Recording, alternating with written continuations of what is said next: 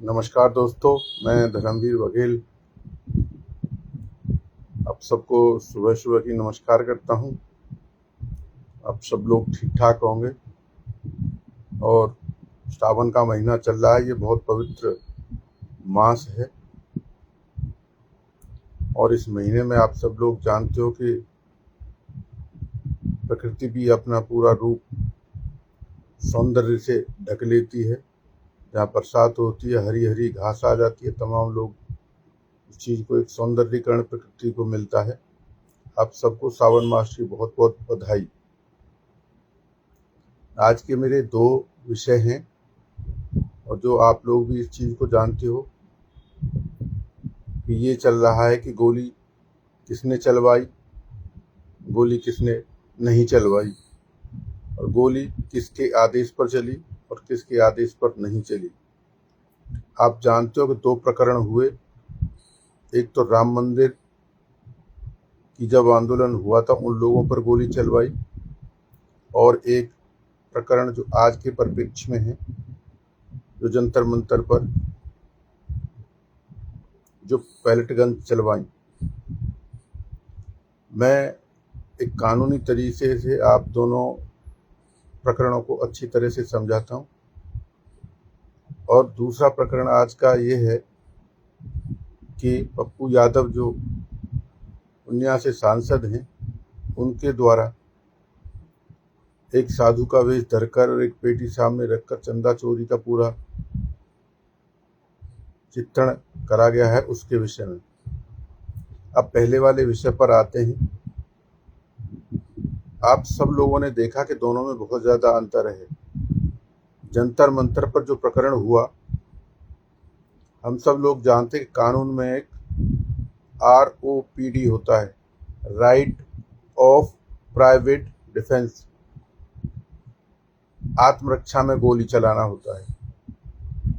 अगर मैं भी पुलिस में रहा, आप सब हम लोग जानते हैं कि कोई भीड़ थी और भीड़ एक साथ आ रही है और आपके पास जो भी सोर्स उस टाइम अवेलेबल हैं, तो उन लोगों उस संसाधनों का आप प्रयोग भी करोगे। ऐसा ही जंतर मंतर हुआ जब भीड़ बहुत ज़्यादा उग्र हुई। हम सब का एक परम कर्तव्य जो सरकार में नौकरी करते हैं कि भाई सरकार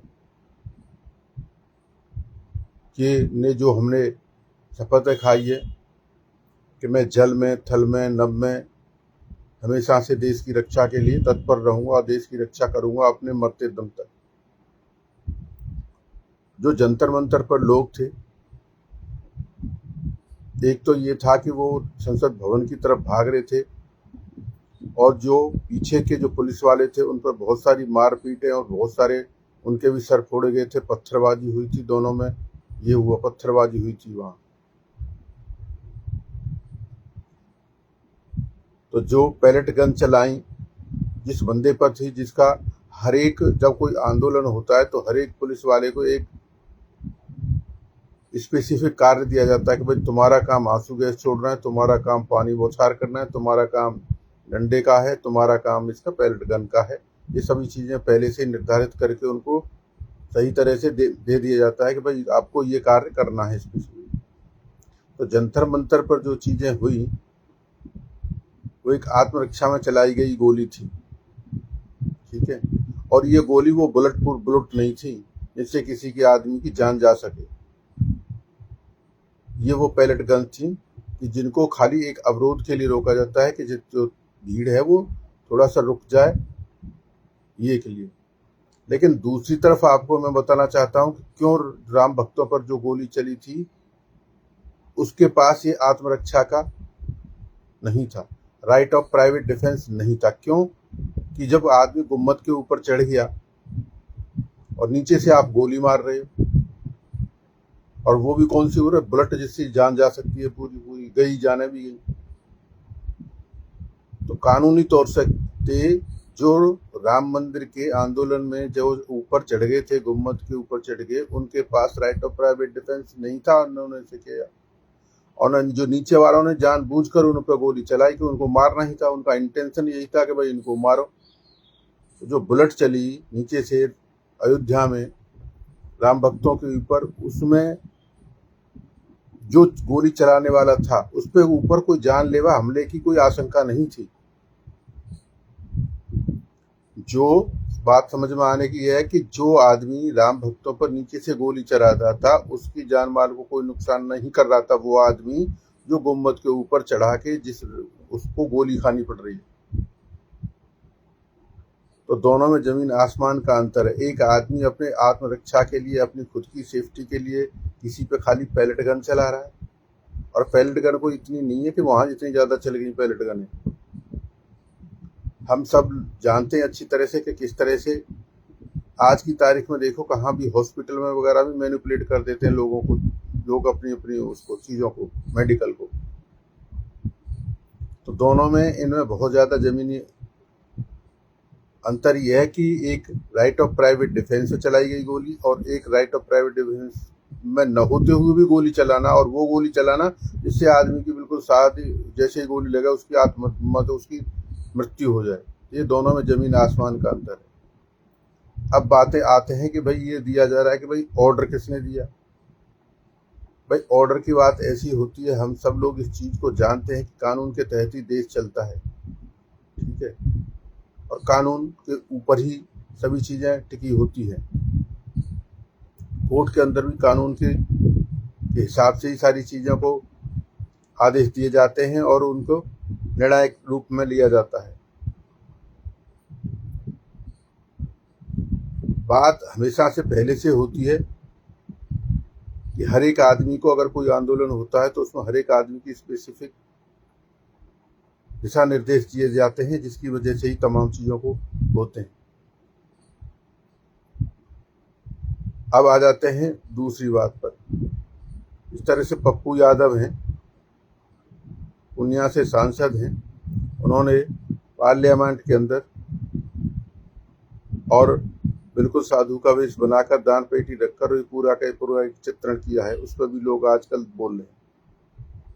मेरा इस विषय में ये कहना है कि इस तरह के चित्रण आपको उस जगह पर नहीं करने चाहिए जहां हर एक आदमी वोट देके अपना और वहां पे अपनी नुमाइंदगी करने वाले लोगों को भेजता है। अगर आपको इतना ही शौक है किसी चीज को चित्रण करने के लिए तो आप मुंबई जाइए, मुंबई में अच्छा चित्रण करोगे तो शायद वहाँ आपको पैसे भी अच्छे मिलेंगे, तमाम चीज़ें मिलेंगी वहाँ पर। जो हर एक आदमी का एक जगह यथास्थान बनाया गया है उस चीज़ के लिए आप करिए। लेकिन करोड़ों लोग जो लोगों को चुनकर वहाँ भेजते हैं पार्लियामेंट के अंदर और वहाँ वो तुम बना दोगे सिनेमाघर, ये गलत है।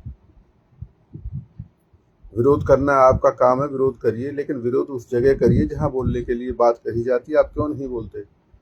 हमेशा से लोकसभा राज्यसभा की वहां से जो है चर्चा का विषय होता है तो वहां से भाग जाता है विपक्ष। विपक्ष को अड़ना चाहिए, अपने सवाल पूछने चाहिए, सरकार से पूछने चाहिए, इसीलिए तो विपक्ष होता है।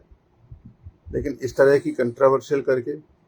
और पप्पू यादव जी, आप बता रहे थे कि मेरे पास 9,000 बीघा जमीन है। मुझे लगता है आप धस्से में मार देते हो कि 9,000 बीघा जमीन है। आपने ऐसे ही लूट खसूट खसोट करके, और मुझे लगता है 9,000 बीघा जमीन करी होगी। लेकिन जब चकबंदी हो चुकी है, चकबंदी में लिखा गया है कि भाई एक आदमी के पास इतनी ही जमीन रहेगी, तो उसके बावजूद भी आप 9,000 बीघा जमीन अपनी बता रहे हो। इसका मतलब कहीं ना कहीं आप गुंडे हो, अराजक तत्व हो, और कहीं से कहीं इस तरह से दूसरे लोगों से जमीनें खसीट के उनसे ले ली हैं। यही आपकी शायद मुझे लगता है औकात है। और पूर्णिया की के जो पब्लिक है वो आपके बारे में जान चुकी है कि आप कोई सांसद वांसद नहीं हो, एक ड्रामेबाज हो, और आपको चुनने के लिए कोई जरूरत नहीं है। आप जाओ, मुंबई जंगरी जाओ। जिस तरह से अमिताभ बच्चन ने नाम कमाया, हमारी शुभकामनाएं कि जिस तरह से अमिताभ बच्चन जी ने का नाम कमाया, इस मुंबई में आपका नाम भी रोशन हो। इतने मोटे पेट को लेकर देखो आपको क्या जनता वहाँ लाइक करती है नहीं करती है, ये आप पे डिपेंड करेगा।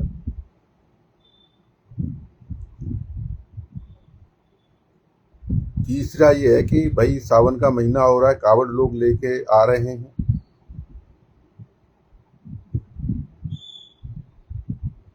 कावड़ लेके लोग आ रहे हैं। देखो, हर एक आदमी की आस्था होती है, हर आदमी हर काम नहीं कर सकता। इसीलिए मैं आप सब लोगों से कहना चाहता हूँ कि जिसकी आस्था कावड़ लाने में है वो कावड़ लाए। हर आदमी तो अंबानी और अडानी नहीं बन सकता ना। लेकिन हमें अपने देश के प्रति हमेशा सच्चे सिपाही की तरह काम करना चाहिए, और ये देश ही है जो हमको यहाँ रहने के लिए दे रहा है। वरना बहुत सारे देशों में इतनी उथल पुथल हो रही है, आप देखे ना, कि पता नहीं कौन सुबह घर से निकले शाम को उसकी डेड बॉडी ही आए। बहुत सारे देशों में ऐसी चल रही है। देश को हमेशा से अराजकता से बचाना चाहिए। भाई, जिस आदमी जो मेहनत की, अपना व्यवसाय स्थापित किया, अगर कोई आदमी, 4 आदमी 10 आदमी उसके घर में, उसकी दुकान में घुसकर सब तोड़ फोड़ कर दें तो ये गलत बात है। और यही आज की तारीख में हमारे भारतवर्ष के वर्ष में बहुत सारे लोग मनसा बना के बैठे हैं। ऐसे जो अराजक तत्व हैं, इन अराजक तत्वों को हम सबको ही हराना है। इन अराजक तत्वों को हमको ही अब इनकी सच्चाई भी बतानी है। जो झूठ के आधार पर जो अपनी राजनीति करते हैं, इनको बिल्कुल नकारना है। ये तो प्रत्यक्ष को प्रमाण के आपके सामने ही अरविंद केजरीवाल ने तमाम चीज़ों को बोला कि मैं वीआईपी कल्चर हटा दूंगा, मैं घर नहीं लूंगा, मैं अपने बच्चों की कसम खाता हूँ, मैं राजनीति में नहीं आऊँगा, मैं ये नहीं करूँगा, मैं वो नहीं करूँगा। लोगों ने पटाक्षेप कर दिया 1 मिनट के अंदर अंदर। ये जनता जनार्दन है, लोकतंत्र की हमेशा से जीत हुई है। हमेशा से जाना जाता है कि कौन आदमी झूठा है और कौन वैसा है। मैं माननीय प्रधानमंत्री नरेंद्र मोदी जी का भी धन्यवाद करता हूं कि कुछ उन्होंने अपने वीडियो संदेश में बहुत सारे लोगों को, जिन्होंने बहुत इतनी गंदी गंदी गालियां दी। यार, सनातन संस्कृति में हमने तो कभी देखा नहीं इतनी गंदी गंदी गाली किसी को देते हो।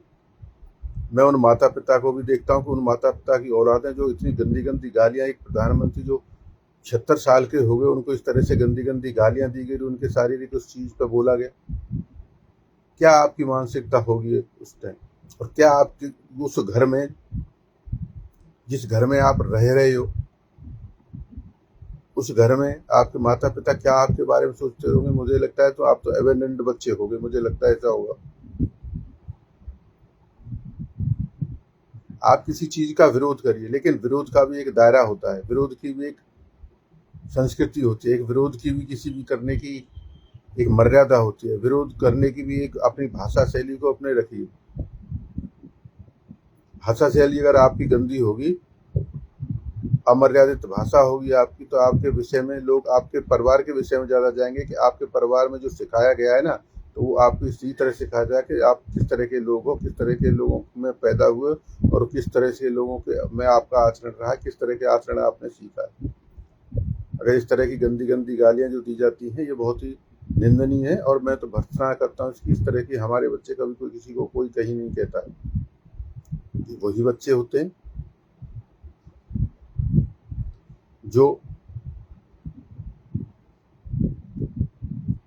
पैदाइशी उनकी इस तरह की होती है, लेकिन दरिया दिली होती है। हम कह देते हैं कि क्षमा बड़न को चाहिए, छोटन को उत्पात, और जहाँ काम आवे सुई कहाँ करे तलवार।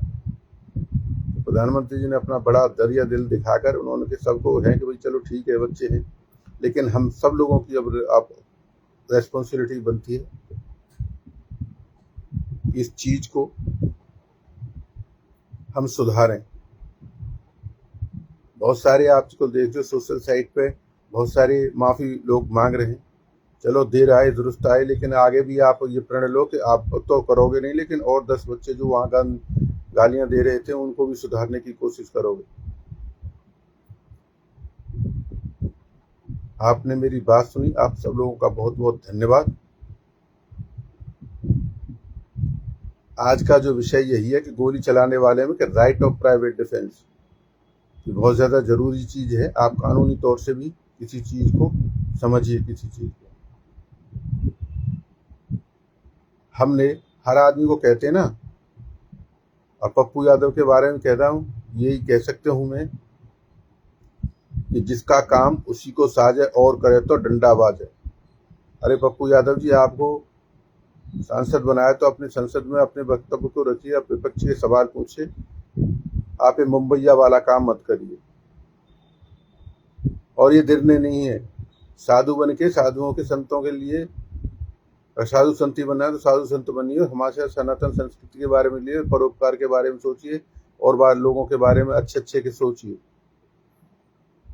लेकिन जिस तरह से ड्रामा आपका किया, ड्रामा तो भेष बनकर अगर किसी चीज को गलत करोगे तो जनता आपको भी सिखा देगी। और ये आपके सामने प्रत्यक्ष है कि रामायण में लिखा गया है कि जो रावण था ना, वो भी वेश बदल कर आया था साधु का, और सीता माता को लेके चला गया था।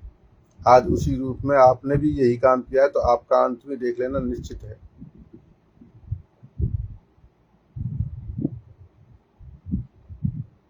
आप सब लोगों ने मेरी बात सुनी, आप सब लोगों का बहुत बहुत धन्यवाद। जय हिंद, जय भारत।